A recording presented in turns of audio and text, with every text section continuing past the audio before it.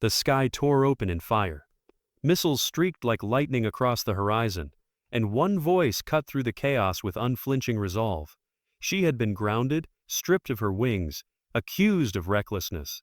But now, as two generals screamed for help from behind enemy lines, it was her call sign, whispered with desperation, that thundered through the calms. Viper, they begged for her return. She sat in the cockpit, her hands steady on the controls. Her eyes, sharp as steel, reflected the storm outside. The irony was suffocating. Days ago, they had called her reckless, unfit to fly.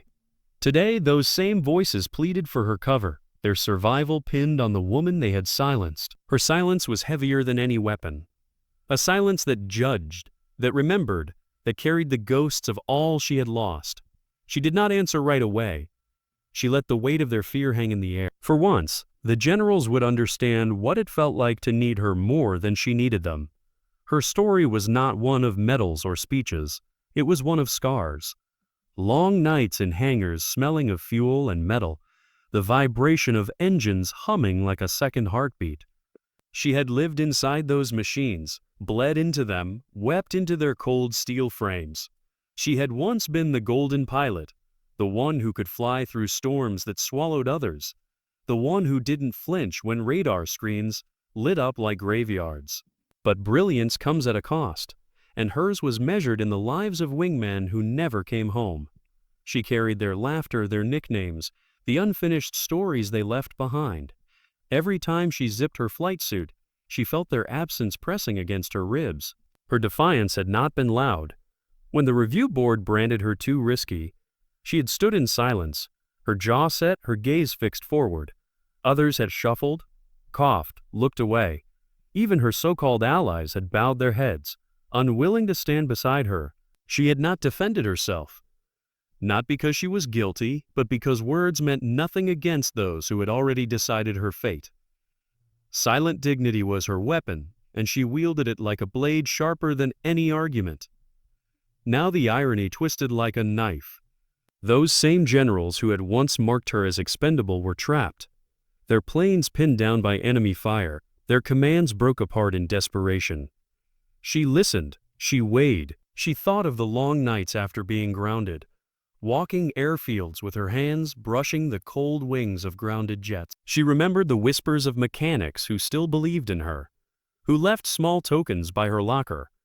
A patch, a photograph, a folded note that read simply, "For when they realize who you are," the tension built like pressure inside a sealed chamber. Enemy fire lit the skies, tracer rounds slicing like red ribbons. On the ground, soldiers looked up, praying for salvation that would not come from brass insignias or polished speeches. It would come from her, but she remained steady, silent, letting the urgency swell. In that silence, the world understood her worth. She shifted, her hand gripping the throttle. The engines roared, hungry, alive. A subtle gesture, a small photograph taped near her console, caught her eye. It was of her former squadron, the one she had lost. Their smiles were frozen in time, their loyalty eternal. She whispered inwardly, not to herself but to them, "This one is for you." When she broke formation and dove into the chaos, the sky itself seemed to split in awe. Her jets sliced through tracer fire, weaving a path that looked more like art than war. She drew the enemy fire to herself. Her maneuvers so sharp they looked impossible, each second a defiance of gravity, of fate, of the very accusations that had tried to cage her. The generals fell back, shielded by the very woman they had silenced. She never spoke a word, but her actions thundered louder than their pleas. In that moment, a truth unfolded, vast and undeniable. Honor does not beg for recognition, and silence is often the loudest roar. Her presence was not vengeance, it was justice. She did not need to remind them of their betrayal. The contrast was punishment enough. The sight of her saving them with a precision and courage they had dismissed. Later, when the smoke cleared and the jets landed, no applause rang out. The air was heavy with a silence deeper than shame. Mechanics, soldiers, even young cadets lined the runway. They did not cheer.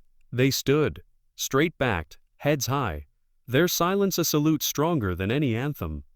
The generals stepped from their planes, eyes lowered, stripped of authority by the weight of unspoken truth. She walked past them without a word. Her boots struck the tarmac in steady rhythm, each step echoing louder than speeches. She stopped once, looking at the gathered crowd, and in a voice that was quiet but unshakable, she finally spoke. Strength is not reckless when it saves the lives others are too afraid to risk. Then she walked on, leaving the generals with nothing but the hollow echo of their own arrogance. Her story did not end with a medal pinned to her chest or a ceremony broadcast across screens. It ended with respect. Raw, unpolished, undeniable respect. The kind earned not from words, but from sacrifice. The kind carried by those who know the cost of silence, and in that silence she became a legend. Some heroes roar, others whisper. But the ones who change the world stand unshaken, their silence speaking louder than every voice combined. Now, to those watching, her story is more than a tale of war. It is a reminder. Respect is not requested, it is earned. Silent strength carries the weight of justice more than words ever could. Where are you listening from tonight? What battles in silence have you witnessed? Share them, for stories like hers remind us all that unseen battles forge the strongest warriors. And if her story moved you, stay, listen, and walk with us, again into the lives of heroes who never need to shout to be heard.